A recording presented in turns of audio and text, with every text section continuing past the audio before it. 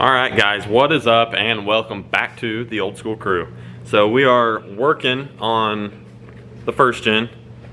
So if you guys are new here, this is my 89 D250. If you are unfamiliar, I had a 91.5 W250 four-wheel drive pickup. I ended up selling that, and this is the new project. And this is day one of making our D250 a short bed. So we are working on chopping the frame today. And really, chopping the frame is the easy part. It's all the stuff leading up to it that you have to just get dead nuts perfect. So right now I'm working on getting these mounts off, the rear mounts that are close to the leaf spring, because I do not need those anymore. We've measured it out. I talked to a buddy of mine, which I've gotten to know a little bit. His name is Cade.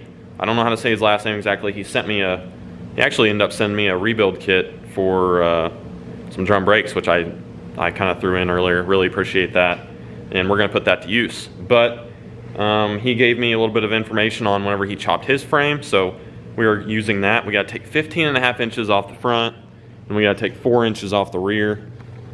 So if you guys are familiar, I mean, you can see that perch right there, which I cut the top off of it already, but that's where the old ones were.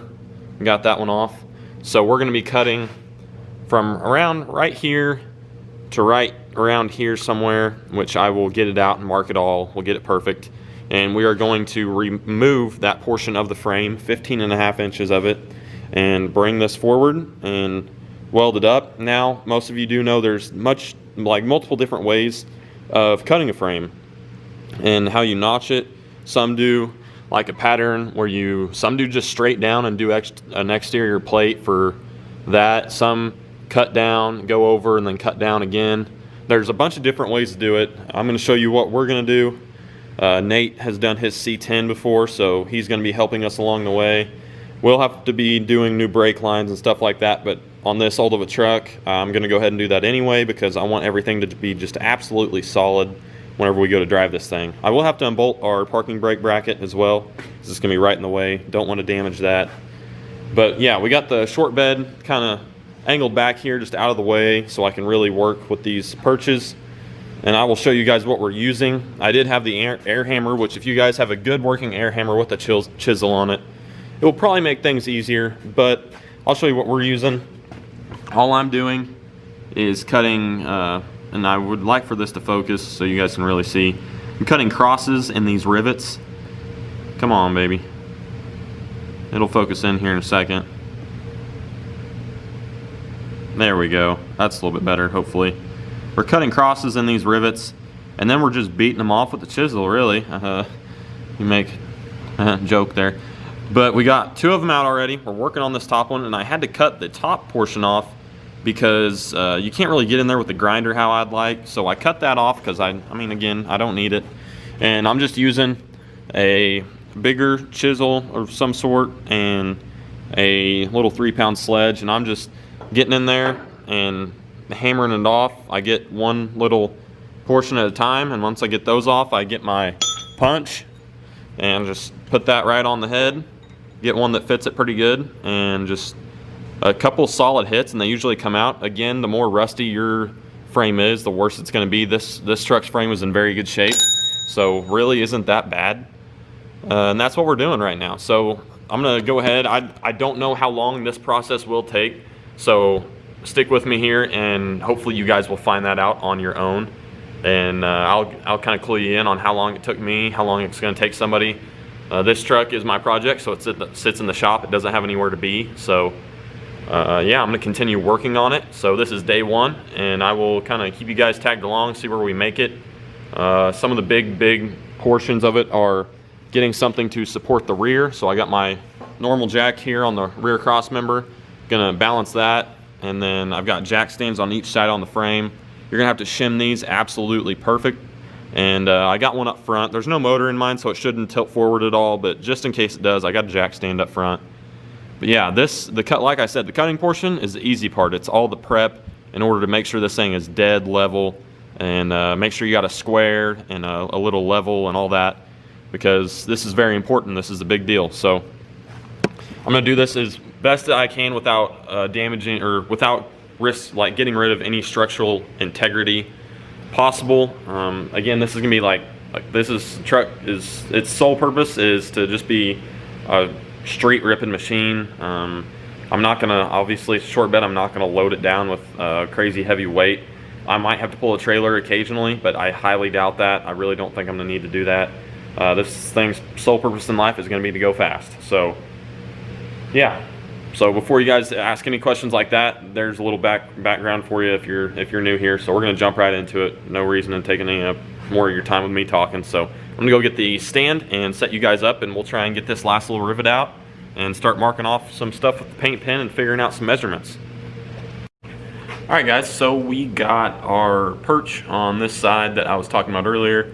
Got it off, no issues there. So we got it right here. The other side, I kind of took the tape measure and kind of laid it out and put a couple little marks where 15.5 inches would be out of the center of the frame.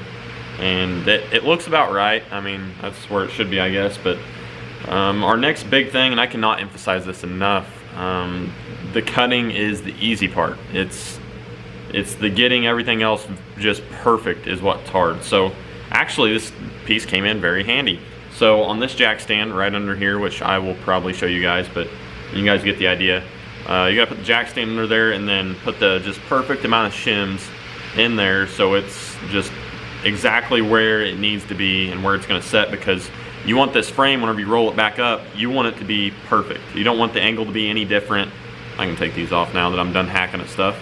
You don't want the angle to be any different at all. I mean, it's because if, say, the front at half comes down a little bit and you're going to have a little bit of an angle there, and you don't want it to V in at the center at all, because that defeats the purpose in things. You want your body lines to meet up perfect, and that could completely jeopardize that and just ruin the whole look whenever you're done, and that would really suck, because I'd be devastated and I'd redo it until it was right, because I couldn't handle that. That would drive me up a wall. So I really just want to emphasize that. I know I've said it already, but it's very important. So double, triple check all that stuff. But let's take a look at what mine looks like. So I've got a little, give you guys a little decent peek here. You guys are still on the sand, so it's kind of hard to see, but so you can see I've got a big, thick, I don't know, that's like a 3 inch tall, 3 inch tall piece, maybe 4, I don't even know, of big old chunk of wood under the jack stand, and it works very well.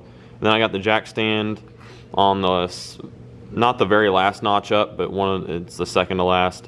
And then I got a little piece of wood in there, and then I've got my other perch sitting in there that's just stuck in there. Bear with me here.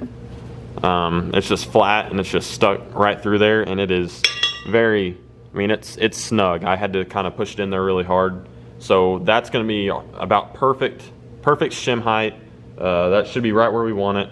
And like I said, we've got our adjustable jack on the back half. That's really where you want the jack that you can move around, because remember, this part of the frame is going to have to roll forward and meet up to the new spot so you can make your new connection up here. So this part needs to roll, so make sure that you got your jack on a cross member.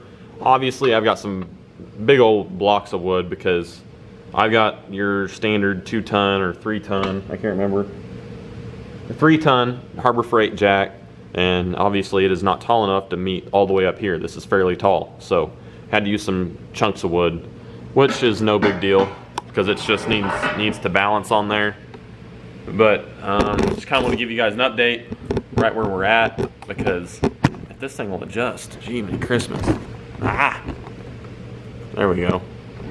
So I'm gonna keep trying to get the jack stuff just perfect. I gotta mess with the one up front and mark off some stuff, move some of my electrical stuff out of the way, and then basically I'm gonna wait for Nate to get back, because I don't want to do anything without him, because he has first-hand experience in this. He's done it, and I want to make sure I do everything right. So yeah, we'll be back.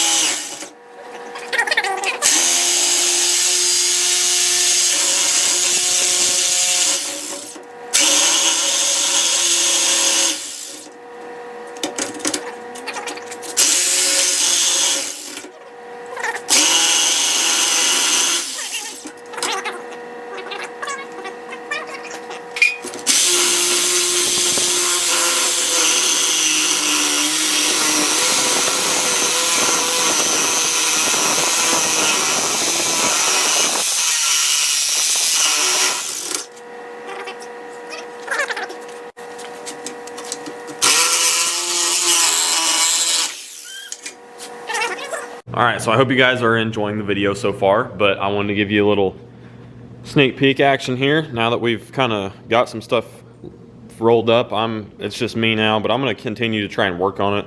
It's only like 8 o'clock and I don't have anything else to do, so why not? We got the frame all rolled forward. It's looking pretty good. We've got it about made it up. And for this thing will focus, I don't know what the deal is with that is. But it's made it up almost perfect on both sides. I will have to do some slight, oh man, I got hiccups. Have to do some slight adjusting. I have not cut the back end off yet. I believe it is 4 inches there is what I need. So we will be possibly doing that tonight. We'll see. I'm not 100% sure, but we'll figure that out.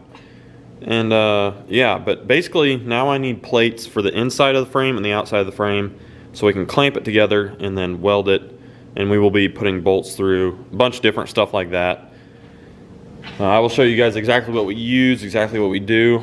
Another word of advice, your plates that you put, your support plates or whatever, brackets, whatever you want to call them, that you put on the outside or the inside of the frame, or both, you want them to be the same thickness as the frame. So honestly, I'm going to cut out a little piece from this, and we're going to use some of the frame I cut out, since it has about, has the same structural integrity as the rest of the frame as it came off of that. So yeah, we need to get it adjusted just enough.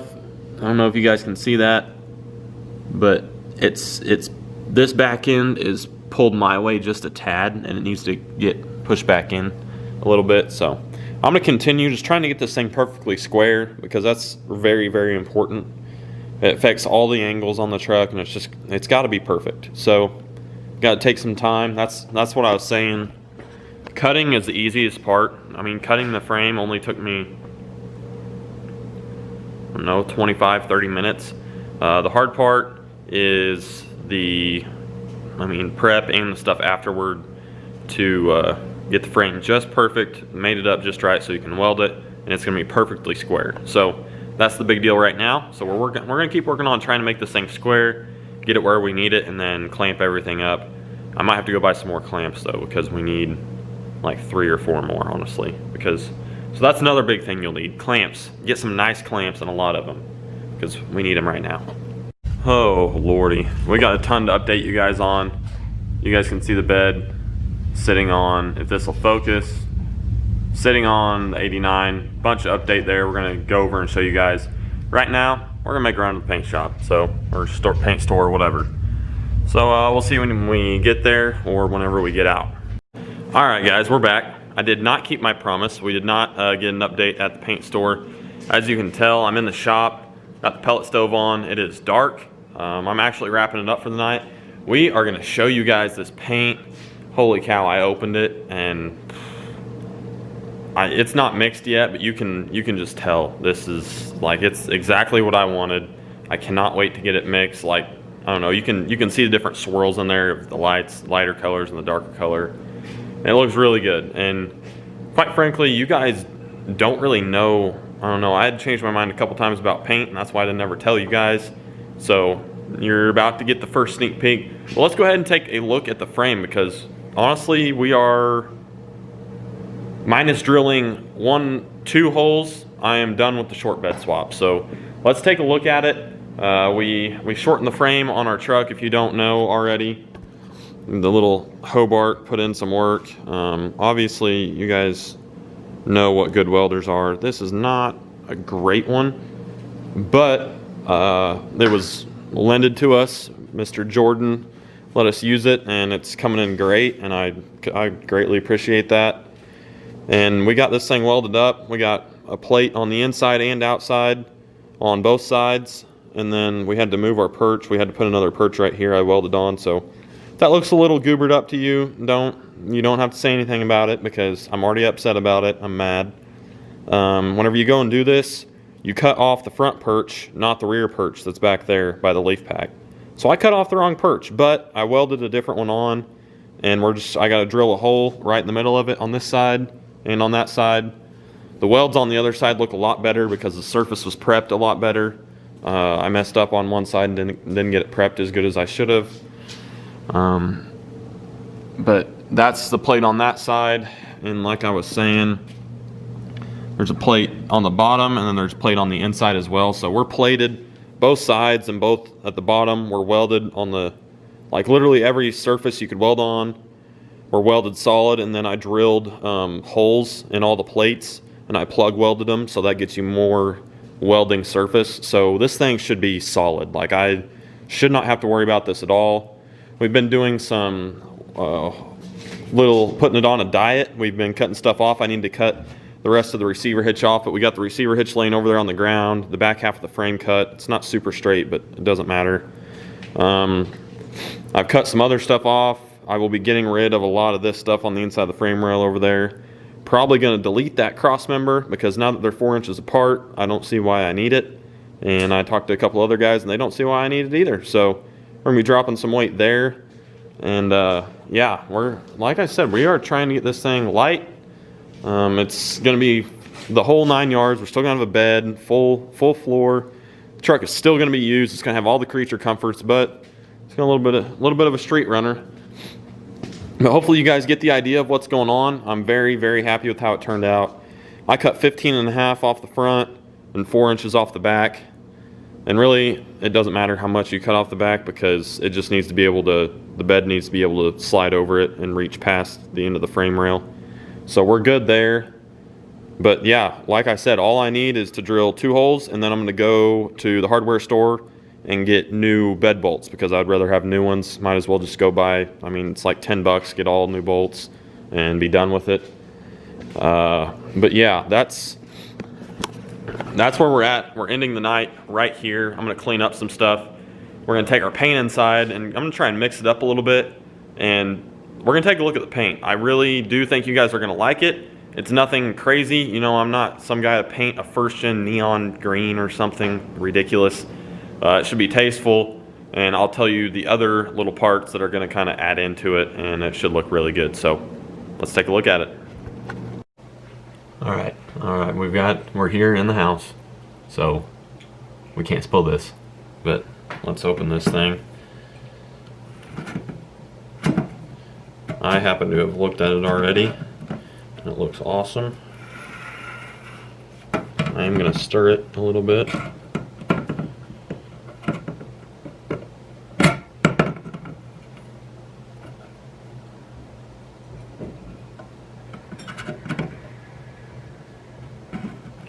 Trying to be very careful.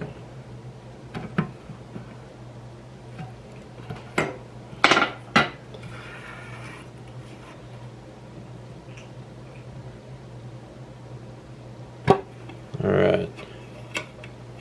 Oof. I don't know if you can see much there. That looks really good. Alright.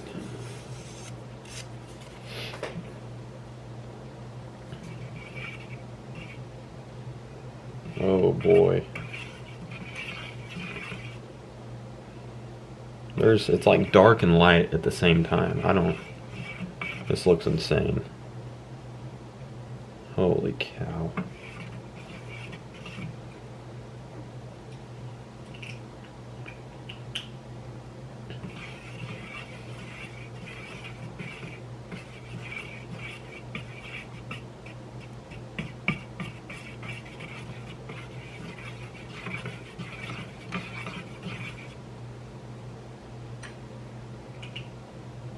Yeah, this is nuts. This is absolutely crazy. Alright, I'm going to try and hold you guys in one hand and give you guys the look. Okay, so from right here in the light, it kind of looks black. This is actually like a, it doesn't say dark gray metallic, because it isn't. But it's kind of dark at the same time. I don't know why this looks so dark in the video. But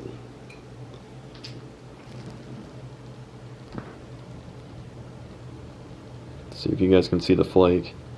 Whew, this looks awesome. Like, I know that you guys are gonna get tired of this, but try and get some better clips here under the lighting. Oh yeah, so it's like a gray or dark gray metallic kinda. Let me show you guys on my phone right quick. Get out of there, get out of there. this is what it is supposed to look like. Screenshots. There we go. So I don't know if you guys can see that. That's kind of like that's basically what it is. The video, it kind of looks dark, but it's kind of like a lightish gray metallic color.